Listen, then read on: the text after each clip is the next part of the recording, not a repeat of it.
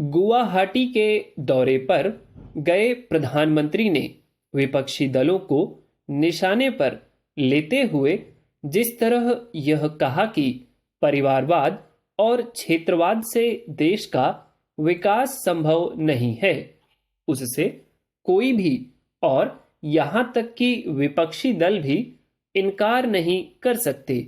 समस्या यह है कि देश में परिवारवादी दलों के साथ क्षेत्रवादी दलों की संख्या बढ़ती चली जा रही है। देश में न जाने कितने दल ऐसे हैं जिनकी कमान परिवार विशेष के पास ही रहती है। कुछ दल तो ऐसे हैं जिनकी बागडोर परिवार विशेष की दूसरी तीसरी पीढ़ी संभाल रही है। विडंबना यह है कि ऐसे दल लोकतंत्र की दुहाई भी देते रहते हैं। परिवारवादी दल केवल लोकतंत्र का उपहास ही नहीं उड़ाते, बल्कि उसे कमजोर करने का भी काम करते हैं, क्योंकि वे सामंतवादी तरीके से संचालित होते हैं। जैसे परिवारवादी दल लोकतंत्र के लिए हितकारी नहीं, वैसे ही क्षेत्रवादी दल भी समय के साथ राज्य विशेष में प्रभाव रखने वाले दलों की संख्या भी बढ़ी है। ऐसे दल रह रहकर राष्ट्रीय दलों से जुड़ते रहते हैं।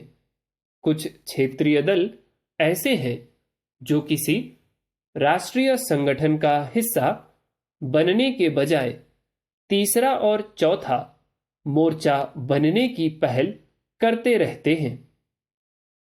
जब जब आम चुनाव करीब आते हैं, क्षेत्रीय दलों की सक्रियता बढ़ जाती है, लेकिन प्रायः वे नाकाम ही होते हैं, क्योंकि एक तो उनके पास राष्ट्रीय दृष्टिकोण नहीं होता और दूसरे वे बातें तो संघीय ढांचे को मजबूत करने की करते हैं, लेकिन उनका कार्य और व्यवहार इसके ठीक उलट होता है। इसी कारण वे राष्ट्रीय स्तर पर अपनी छाप नहीं छोड़ पाते।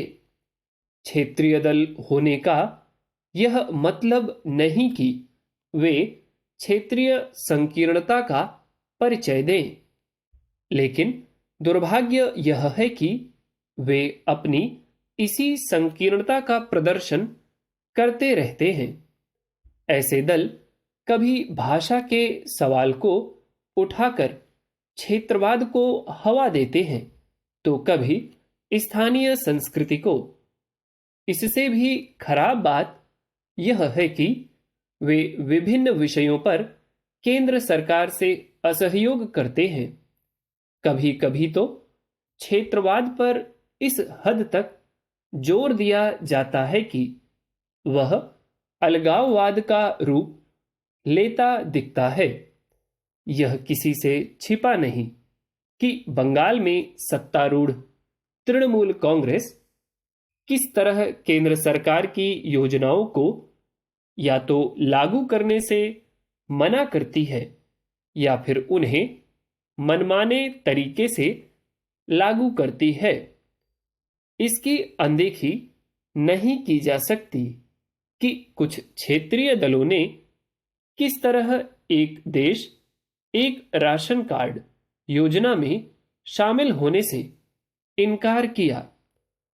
इसी तरह यह भी एक तथ्य है कि तमिलनाडु सरकार किस प्रकार राष्ट्रीय मेडिकल परीक्षा यानी नीट को अस्वीकार्य करने के लिए हर संभव जतन करती रही। यह भी याद रखें कि बंगाल सरकार बांग्लादेश से संबंध सुधार में बाधक बनती रही है और तमिलनाडु सरकार श्रीलंका मामले में केंद्र सरकार से अलग लाइन पर चलती रही है। That's all, thank you.